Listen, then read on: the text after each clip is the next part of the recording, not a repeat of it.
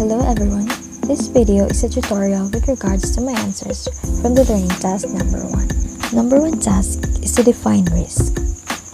So, what is risk? The probability of a situation and its consequences is referred to as risk. It is the probability that someone will be harmed by a hazard. Risks that have an impact on our mental health and physical well-being. Just for an instance, contracting disease, catching the flu, and so on. The next task is discuss the differences between peril and hazard in risk. So this time, we will know the difference between peril and hazard in risk. A peril is a possible situation or factor that could result in a loss. It is an event that can cause a financial loss. Examples of peril are failing, crashing a car, fire, wind, hail, lightning, volcanic eruption, and falling objects. A hazard, on the other hand, is a condition that increases the possibility of loss. Hazards includes physical hazards, which are characteristics of the individual that increase or reduce the chance of peril. Examples of physical hazards are ice on the sidewalk, skydiving, and smoking. In this example, you will know the difference between the peril and the hazard. So fire is a peril because it causes losses, whereas fireplace is a hazard because it increases the likelihood of loss from fire. So the next task is to list and explain types of hazards by giving examples. So what are the different types of hazard? The first type of hazard is physical hazard. Physical hazards are substances or activities that endanger our physical safety. These types of hazards can be found in almost any workplace at some point. Physical hazards include slips, trips, and falls, as well as exposure to electricity, noise, vibration, radiation, heat, cold, and fire. It also includes potentially dangerous conditions that can cause injury, illness, or death. So the next type of hazard is moral hazard. Moral hazard is a subjective hazard that tends to increase the likelihood or severity of loss as a result of an insured peril. It is determined by the insured's character and the circumstances surrounding the subject of the insurance, particularly the extent of potential loss or gain to the preferred in the event of loss. Individuals with collision insurance who drive aggressively and students who don't study before an exam but are confident they'll pass are all examples of moral hazard. The last type of hazard is moral hazard. Moral hazard is a subjective hazard that tends to increase the likelihood or severity of loss as a result of an insured peril. It refers to an unnoticed shift in a person's behavior when he is insured. It also does not imply a proclivity to cause a loss, but rather a certain indifference to loss simply because insurance exists. So just for an instance, an insured may be unconcerned if a loss occurs because they have insurance.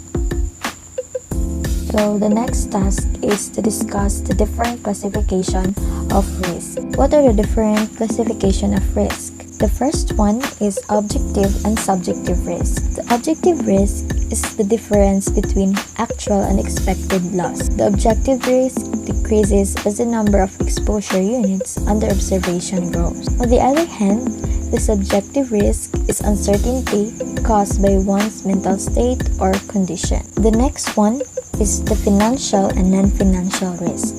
Financial risk arise from financial markets and may be the result of changes in share prices or interest rates. Non-financial risk, on the other hand, arise from outside the financial market environment and may be the result of environmental or regulatory changes or a problem with customers or suppliers. The next one is pure and speculative risk. Pure risk refers to risks that are uncontrollable by humans and result in a loss or no loss with no possibility of financial gain. Fires, floods, and other natural disasters are classified as pure risk, as are unforeseen events such as terrorist attacks or untimely death.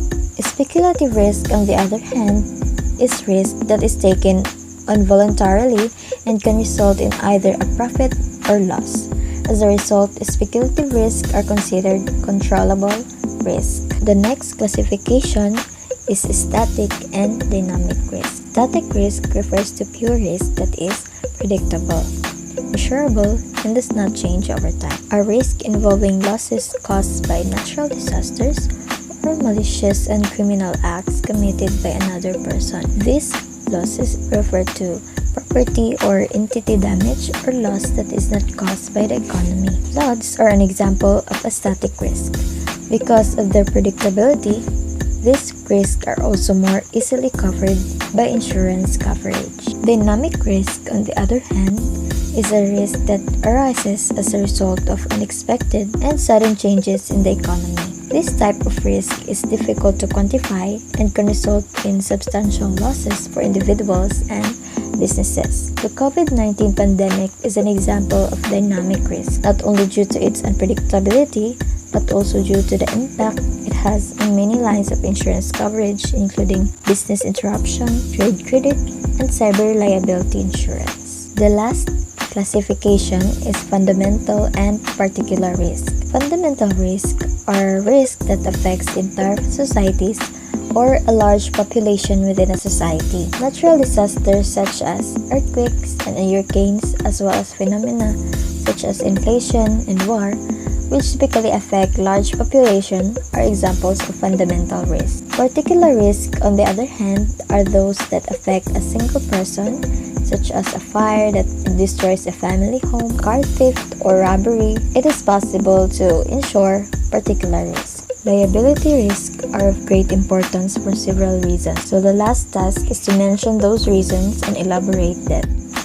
So liability risk is important because first, there is no maximum upper limit with respect to the amount of the loss. You can be sued for any amount. So because there is no upper limit on the amount of the loss, liability risk is acceptable, particularly for an insured individual or anyone who receives such as a civil notice. They will promptly notify the insurance provider, who will investigate the claim, defend the lawsuit, and pay any damages or settlements awarded to the law if they are found legally liable in court. So the second reason is that although the experience is painful, you can afford to lose your present financial assets, but you can never afford to lose your future income and assets. Yes, we can afford to lose our current financial assets, but not our future income and assets when we risk our liability, because future income and assets are critical to generating revenue, increasing the value of our business, and making our future operations easier. So the final reason is that legal defense costs can be enormous. If you are sued and have no liability insurance, the cost of hiring an attorney to defend you and represent you in a court of law can be staggering. As a result, having liability insurance is critical so that if we are sued, we will not be surprised by the cost of hiring an attorney to defend and represent us in a court of law.